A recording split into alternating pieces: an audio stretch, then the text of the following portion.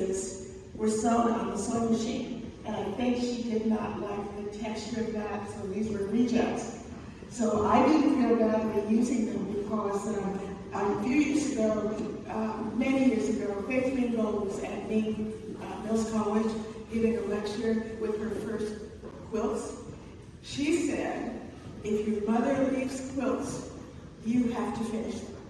And I thought, there's no way. My mother was working on quilts in 1937 and still hadn't finished a lot of them. So these are part of the pieces that she had rejected and sewn on the machine. And then I found quilts, these pillowcases that were his and hers. My mother took to everybody said, and my brother and I made some of those early paintings, had organza, pink and white organza bedspreads from 𝙈𝙙𝙙𝙀𝙀. That's kind of the way my mother did things. And however she made the robust for what you had to do. So the his and hers pillowcases I thought were typical of my mother, 1930s housewife to do. And I just incorporated, I was having fun. I put the silly, what do you call those things, call-offs at the bottom. Basically in the studio, we're having a good time, we're just having fun, and not expecting anything to happen.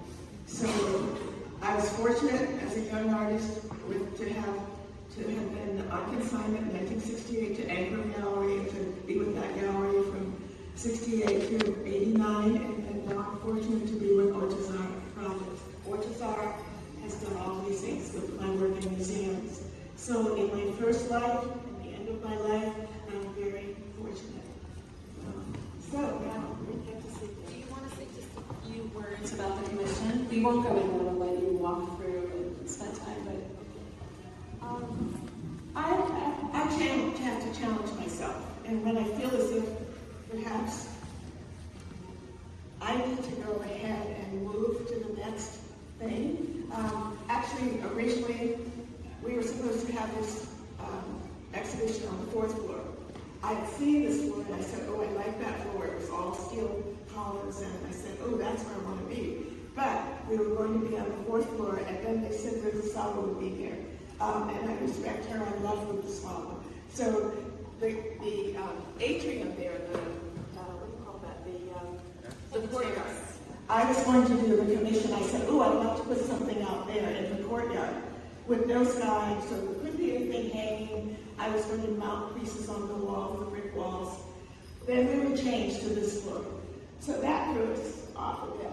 And I began, and originally the idea was about butterflies and nature, and then the centerpieces seemed to be too beautiful. Something for me needed to be more relevant to the times. So when you see it, you will understand. I started seeing documentaries about all of our plastic and trash going onto other people's islands. Most of what's on this commission is my own. When you open the packages every day, if you're not going to a market and getting things without packaging, we're opening up quite a bit of trash. Then I learned that cars and refrigerators were going to other countries. And people who, in Ghana, they get the cars going back to work again, but people can't afford to get the ignition that stops the smog.